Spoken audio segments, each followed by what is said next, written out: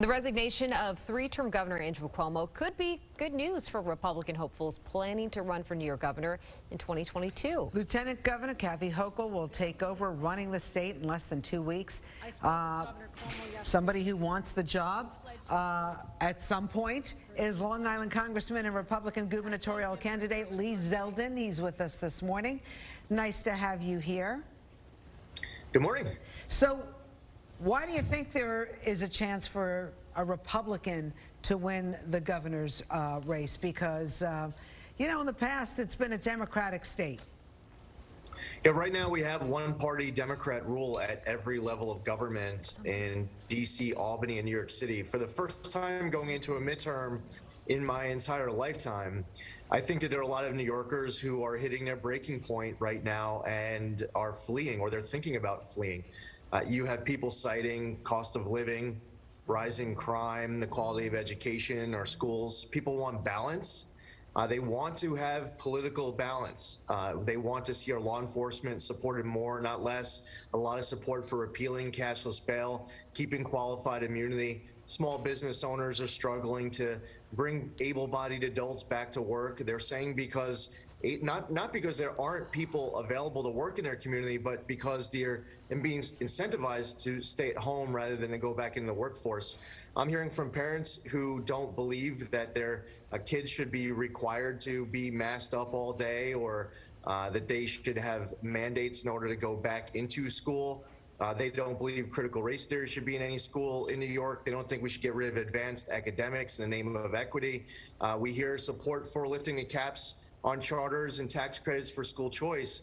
And as you go through that list of the issues that matter most to New Yorkers, these are a lot of issues that I fundamentally agree with them on. We're on the right side of these issues. We should just continue talking to New Yorkers about the issues that matter most to them. So, Congressman, soon-to-be Governor Kathy Hochul has announced today that she is going to run for election in a year.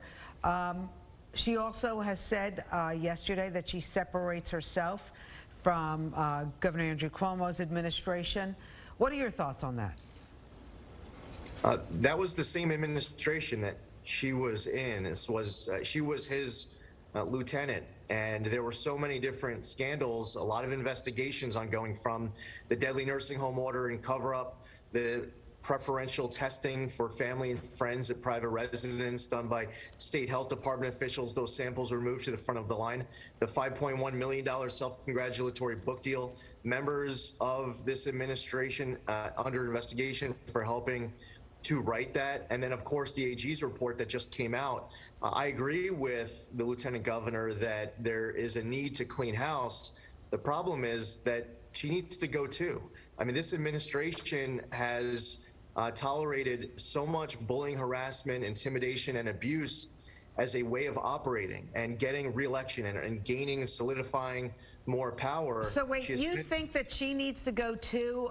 I'm sure the governor was not cluing her in on everything that I'm talking about November 8, 2022. And I'm saying that when we have a debate on ideas of what's the best path forward for our state, whether or not we should have a balance of power. But when we do talk about what went wrong in this administration, she's either complicit or she was out to lunch. I don't know what the third option is there. But the idea that she just had absolutely no idea about anything related to the nursing home order and cover-up, when, I mean, the rest of us were all talking about this 14 months ago. It's an unbelievable position to say that you had no idea about absolutely any of that. Now, listen, she's going to take over as governor, and she is going to have an opportunity once she becomes governor to lead. And she can either stand up to people in her own party who have positions that would make it more untenable to live in the state, that would increase taxes and cost of living. She could stand up to people in her party who want to actually erode support for law. Representative Lee, can I just ask you a question though? If you had to choose any Democratic player that you'd want to go up against, if you decide to move forward with this role, who would that be? Would it be Lieutenant Governor Hochul as of right now? I don't have a preference as to who we go up against. That's going to be for the Democratic Party to decide. But you could joke around and say that sources familiar with Zeldin's thinking is very, very nervous about a potential Bill de Blasio candidacy. So I definitely wouldn't want to run against Bill de Blasio. If we were to design who we're going to run against, you could pick opponents based off of how weak they might be come general election 2022. But at the end of the day, the Democratic Party is going to decide.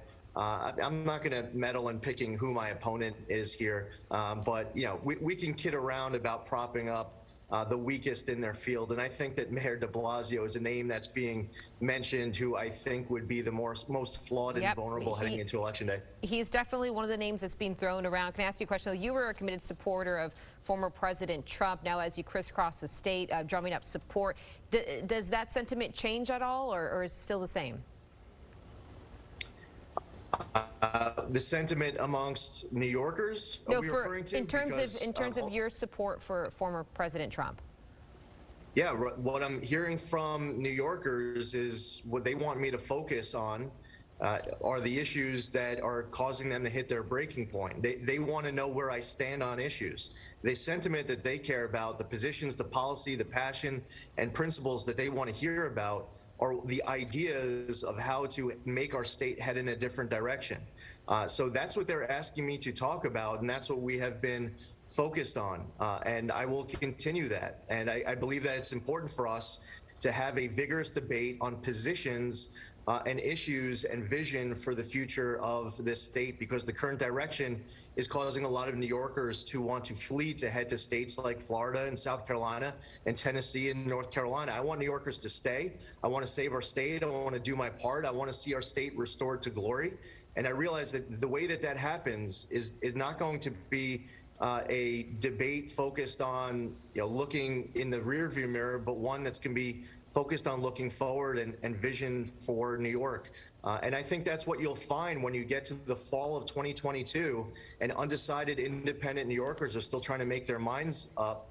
The best thing that we can do, whether you're the Republican nominee, the Democratic nominee, the media or otherwise, is for everybody to be focused on making sure that voters are informed, educated, involved, and that they actually go out there and vote.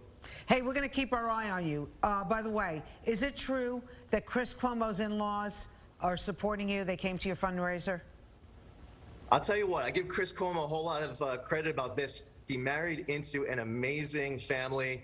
The Grievins, Regina and Reiner Grievin, did in fact come to our fundraiser that we had recently. They were proud supporters.